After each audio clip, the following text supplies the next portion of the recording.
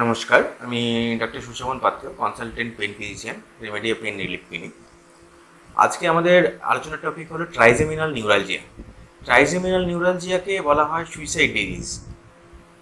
Trigeminal নিউরালজিয়ার patient খেতে গেলে, brush করতে গেলে তাদের মুখের মধ্যে সিভিয়ার পেন হয়, তারা এটা সহ্য করতে পারেন না। এই ট্রাইজেমিনাল নিউরালজিয়া অনেক ক্ষেত্রে ওষুধের মাধ্যমে খানিকটা ভালো থাকেন ঠিকই, কিন্তু অনেক ক্ষেত্রেই সেটা সমাধান হয় না।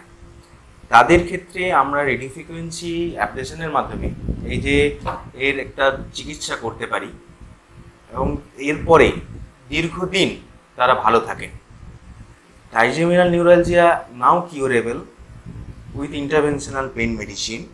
আপনারা যদি আপনার এবং আপনাদের আত্মীয় স্বজন যারা এর মধ্যে যদি এই কষ্ট পেয়ে থাকছেন এবং ভাবছেন যে এর থেকে মুক্তির কোনো উপায় নেই, তাহলে নাও আমাদের আধুনিক চিকিৎসা পদ্ধতিতে এর একটা উপায় রয়েছে এবং ট্রাইজেমিনাল নিউরালজিয়া থেকে, এই ব্যথা থেকে আমরা মুক্তি পেতে পারি।